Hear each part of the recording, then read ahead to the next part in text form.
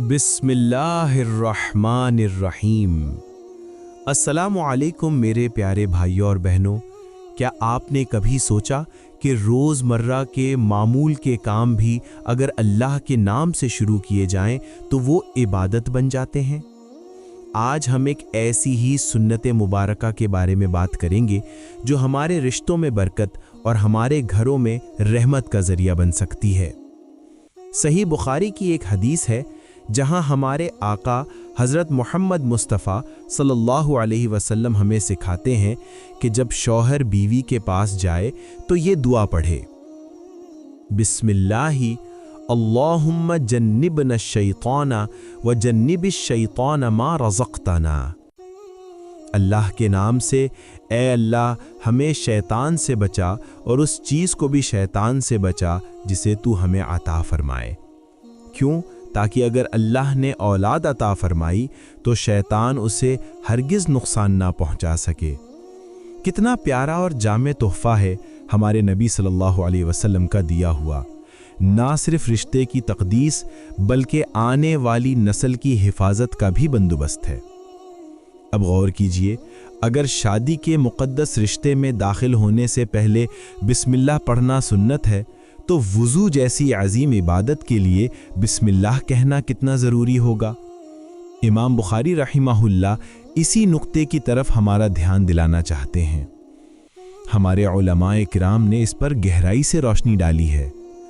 बास के नज़दीक वुज़ू से पहले बिस्मिल्लाह पढ़ना फ़र्ज़ है, बास के नज़दीक सुन्नत।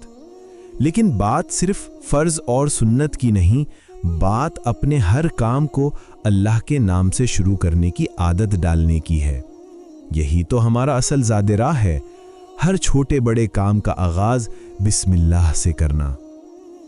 अफसोस की बात यह है कि आजकल बाज़ लोग इमाम बुखारी जैसे अजीम मुहद्दिस की इल्मी अज़मत पर सवाल उठाते हैं। वो भूल जाते हैं कि अलमरउ युकासु अला नफ्सिही, आदमी दूसरों को अपने नफ्स के पैमाने से नापता है। इमाम बुखारी रहिमहुल्लाह की सही बुखारी को कुरान के बाद सबसे सही किताब माना जाता है और ये उनकी दियानत और अल्लाह के सामने जवाबदेही का ही समर है। आइए आज हम 3 अमली कदम उठाने का अहद करें। नंबर 1, हर काम बिस्मिल्लाह से शुरू करें, चाहे वुज़ू हो, खाना हो या गाड़ी चलाना।